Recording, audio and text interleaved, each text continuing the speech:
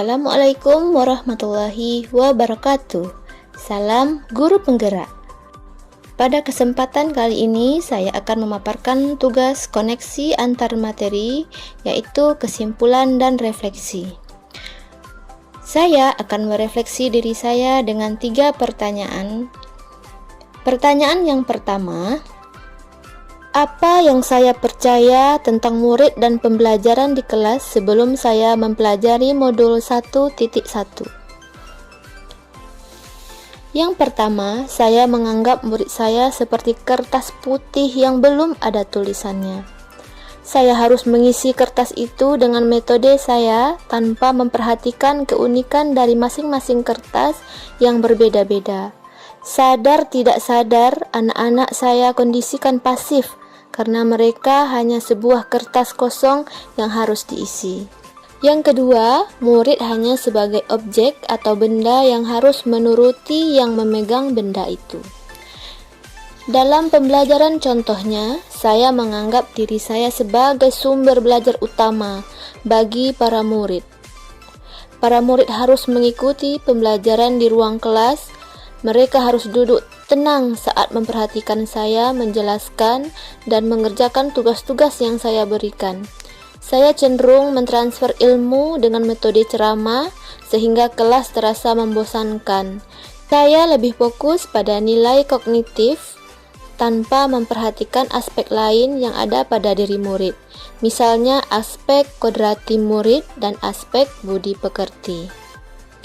Selanjutnya, peserta didik kurang aktif dan kurang motivasi dalam proses pembelajaran.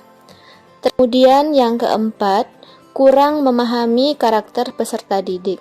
Terkadang saya menginginkan semua peserta didik mendengarkan saya menerangkan pembelajaran, tanpa saya menyadari bahwa peserta didik saya mempunyai keunikan dan cara belajar yang berbeda-beda. Kemudian yang kelima, menganggap punishment merupakan tindakan tegas saat anak melakukan kesalahan. Saya meyakini bahwa tindakan tegas saya saat menghukum anak karena melanggar adalah cara terbaik memberikan efek jera agar mereka tidak mengulang kembali perbuatannya. Meski tujuan saya agar mereka merasa jera, namun saya melupakan bahwa ada efek bumerang dari tindakan tersebut. Anak menjadi takut melanggar karena takut mendapat hukuman dari guru, bukan karena mereka sadar bahwa perbuatan mereka sesungguhnya bukan perbuatan terpuji.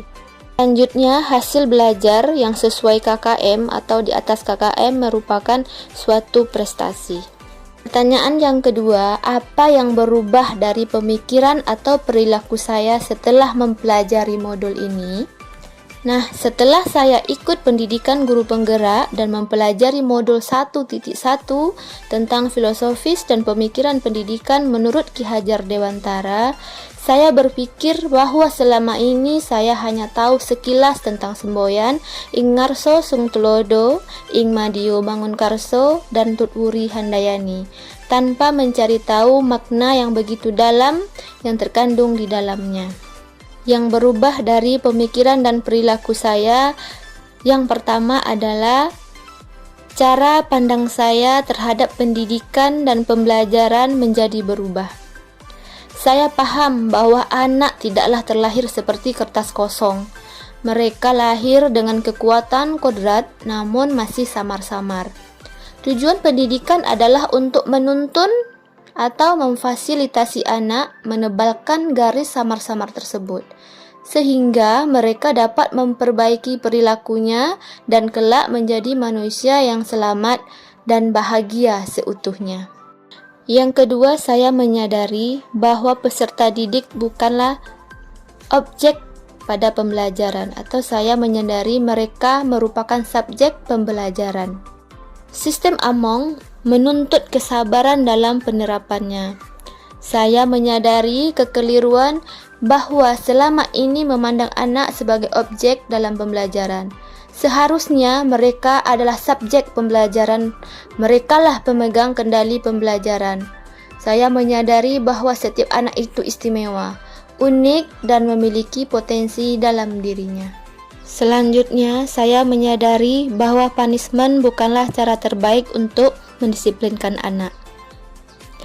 Tindakan tegas saya saat menghukum anak karena melanggar aturan dapat saya ubah metodenya. Saya lebih baik memberi teladan kepada mereka. Saya dapat menjadikan diri saya sebagai contoh dan panutan. Saya tidak ingin mereka takut melanggar karena tidak ingin mendapatkan hukuman, tetapi karena memang mereka menyadari bahwa perbuatan mereka bukanlah perbuatan terpuji. Yang keempat adalah memberikan kebebasan bagi peserta didik, seperti memberi kesempatan pada peserta didik untuk mengungkapkan perasaan serta ide-ide yang mereka miliki. Dengan begitu, kita sebagai pendidik bisa menuntun mereka kepada tujuan pembelajaran sesuai kemauan mereka, yang tentunya kemauan yang menumbuhkan sifat karakter positif bagi anak. Selanjutnya adalah saya menyadari bahwa kriteria ketuntasan minimal bukanlah sesuatu yang harus dicapai dan dijadikan patokan keberhasilan bagi peserta didik. Pertanyaan yang ketiga adalah, apa yang bisa segera saya terapkan lebih baik agar kelas saya mencerminkan pemikiran Ki Hajar Dewantara? Yang pertama yang bisa saya terapkan adalah merancang pembelajaran yang interaktif dan menyenangkan dengan melibatkan peserta didik.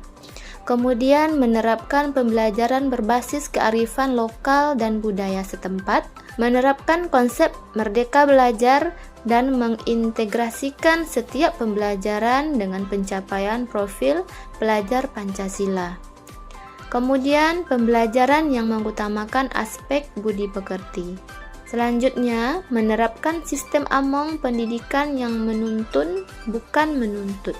Pembelajaran yang sesuai dengan kodrat alam dan kodrat zaman. Kemudian yang terakhir adalah mengintegrasikan permainan dalam pembelajaran.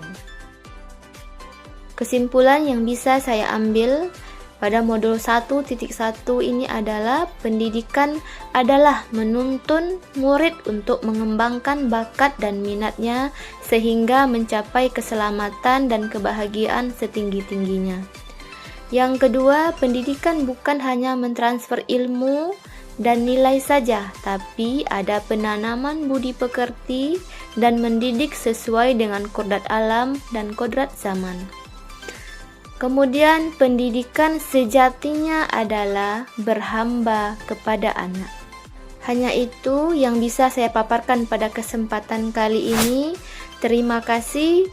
Assalamualaikum warahmatullahi wabarakatuh. Salam guru penggerak.